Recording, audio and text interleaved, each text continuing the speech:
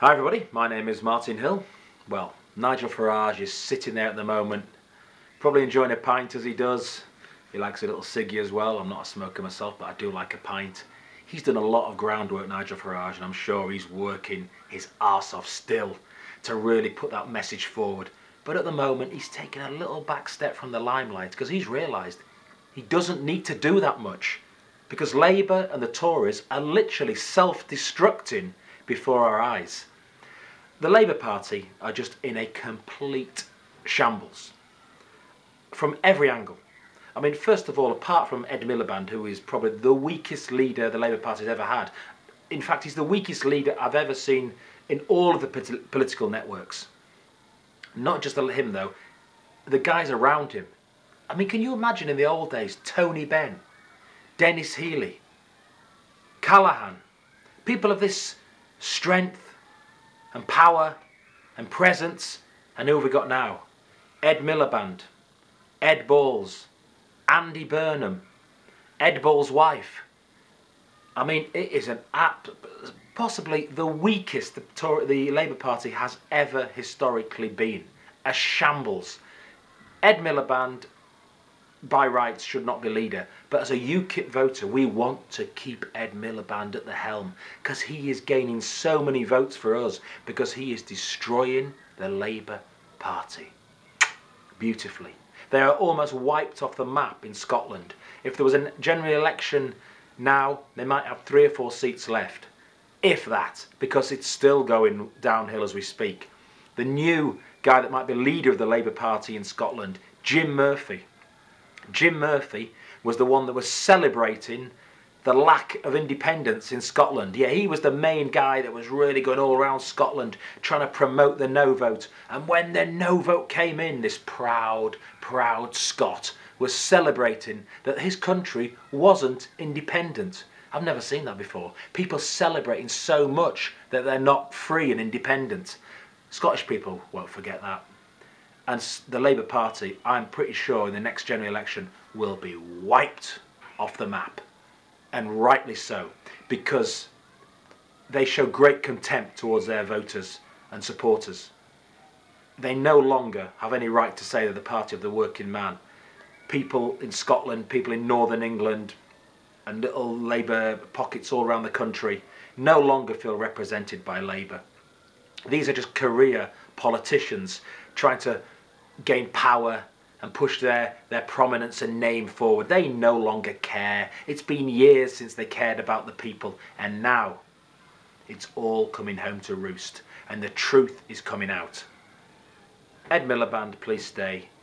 Mr Murphy, please be leader in Scotland, and the Labour Party will sink without trace.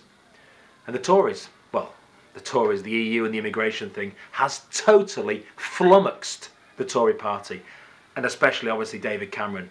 In trying to copy UKIP, he has got himself into such a mess and down such a cul-de-sac, he hasn't a clue where to go. We know he's not the brightest spark on the planet, Mr Cameron, but we didn't realise he was this stupid. You know, we now heard Cameron, and it makes me laugh, Cameron and Osborne saying, you know, we really need to listen to the people on immigration. And, you know, the services, you know, the NHS services and schools, you know, there's a lot of services that get, you know, because of immigration are full and we can't handle it anymore. And there is a few too many people coming in the country.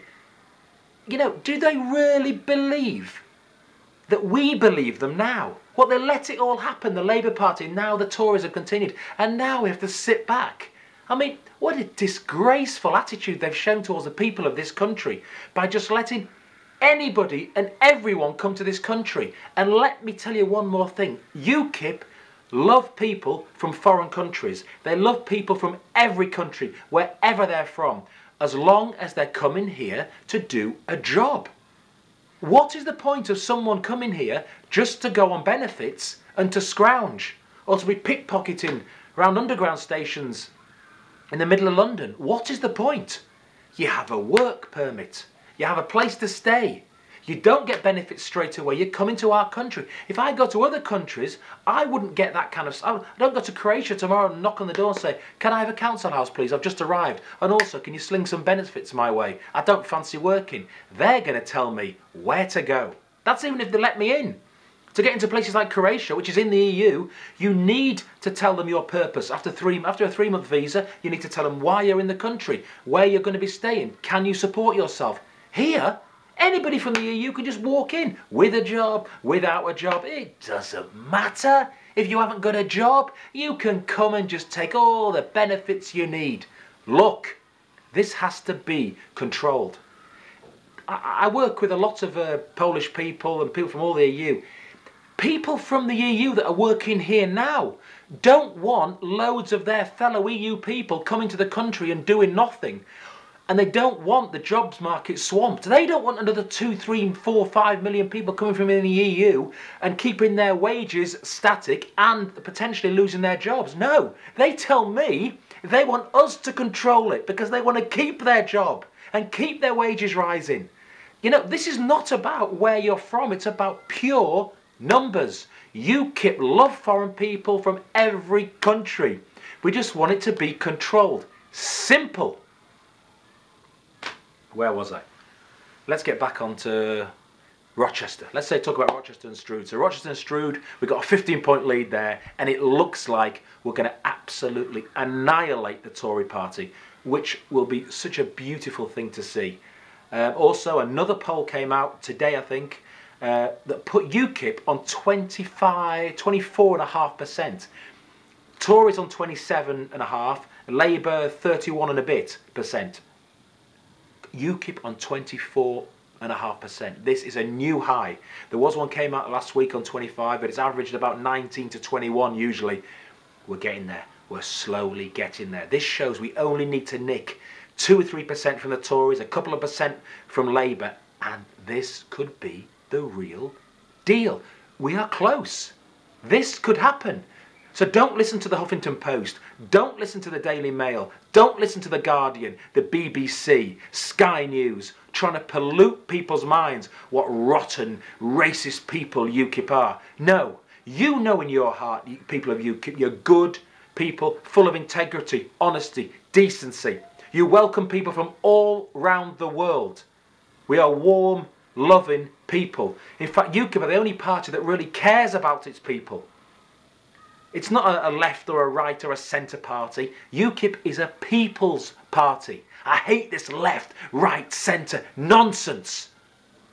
We want to represent peoples from all echelons of society. The poorest, the richest, wherever you're from. It's a people's party, the people's army. And the message is going to get there in the end without these media people polluting people's minds and slurring UKIP at every opportunity.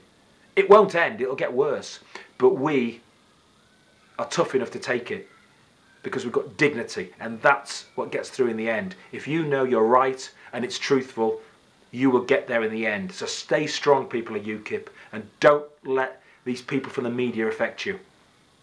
What else have we got? Actually, that'll do for today because I've ranted a little bit and I'm going to start losing my voice maybe soon. Keep well, folks. Rochester around the corner. General election 6 months away. Cameron, self-destruct button. Miliband. As hopeless as ever. Things are looking great. Till next time, I'll say goodbye.